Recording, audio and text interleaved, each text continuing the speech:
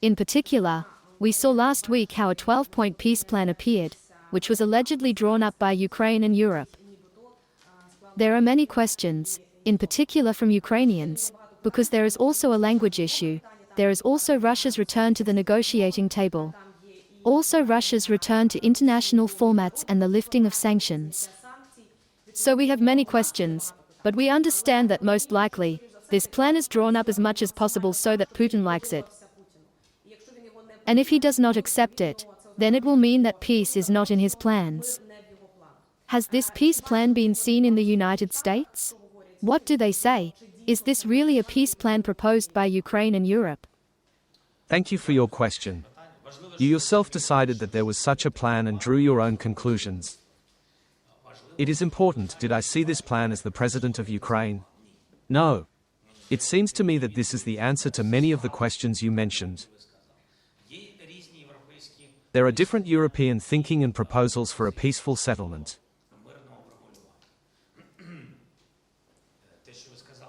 Regarding your point about Russia being at the negotiating table, frankly, I'm surprised because so far, no one has been able to bring the Russians to the table, neither the US president nor any European leader. So I'm just surprised even by this signal regarding. This is exactly what everyone wants, to make Russians start talking. So, it sounds strange that there are Russians at the negotiating table. The second topic, related to European ideas, can take many forms and there are numerous possibilities. And there are consultations. Our position is as follows. Now there are consultations among advisors, there are several different conversations. At this point, no clear plan has been finalized. Of course, the issues you mentioned, language and so on, I don't know where they come from, but we remember that all this happened. Remember that since the beginning of the war. The signals and developments in Turkey, among other things, were also initiatives originating from their side, not ours. We have a rough idea of where this might originate, but I would consider the plan seriously only once it is finalized. Next, of course, we will share with the Europeans, they will share their vision, we will show our vision. Our visions, by the way, are not new. We understand what kind of war this is, and we understand what we are ready to do, and we understand what the first steps should be to move on to diplomacy as a whole, because there is none yet. We can see it. And after that, after our developments, they will still not be ready without the position of the United States. Because so far, without the strength of the United States, both in supporting us with weapons and in the political sense of the word, it is simply impossible to come to diplomacy yet. Therefore, there will be European developments together with us, of course, and we will discuss them with the United States. The Americans also have their own vision of this. The main thing is what vision we have, because the war is in Ukraine. Ukrinform, then Politico. Tetiana Pasova, Ukrinform. Recently, I received troubling news that Belgium had blocked Ukraine's access to a reparations loan from the frozen assets.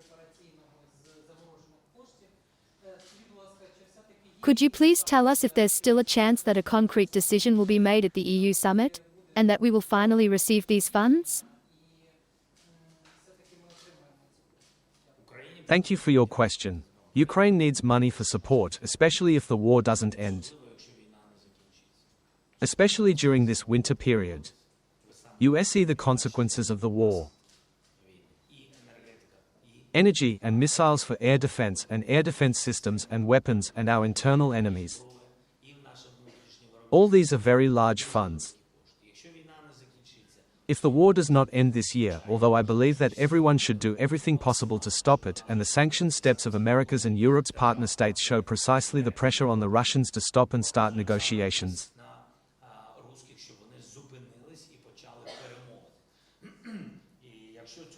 And if this does not happen, Ukraine must be sure that it is not going through such a difficult period alone, and that we have, first of all, finances, not only friendly words.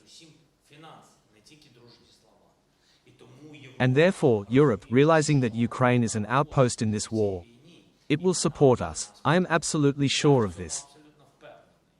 Each country will face its own type of challenge, political for some, social for others, and financial for others. At present, the only logical option is to use funds from frozen assets or secure financing against them.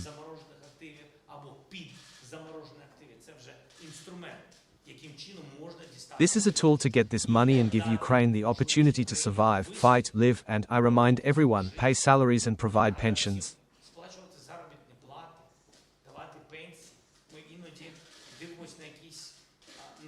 We sometimes consider new challenges, but we have to keep in mind that 200–300 billion, nearly 300 billion, has effectively been consumed by this war, all of which was brought into Ukraine. So, how stable could the situation be? Naturally, stability is limited during wartime, with everything that implies.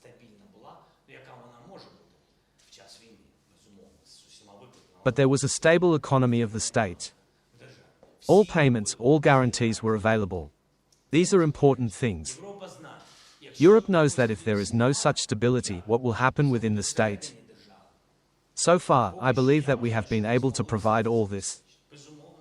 Of course, we did this with the support of our partners. And now, as for frozen assets, this is the fastest and most guaranteed option for providing Ukraine with 140 to 160 billion. And here a decision is needed from the majority of European Union countries. Belgium, there are 160 billion. We need to understand, I am sure that Belgium itself is not against it, because this is a matter for everyone and the responsibility of everyone. But certainly with most of that money, almost all in this country, there are certainly some questions from this country. Of course, they also think about what the payouts might be. They are looking for a tool. We hope that everyone will find this tool. If these aren't reparations loans, they'll need to come up with another mechanism. This is the best tool. We really believe that there will be a solution. And we really want that after a positive political decision at the last meeting, there will be a positive real decision by the end of this year. We will fight for it.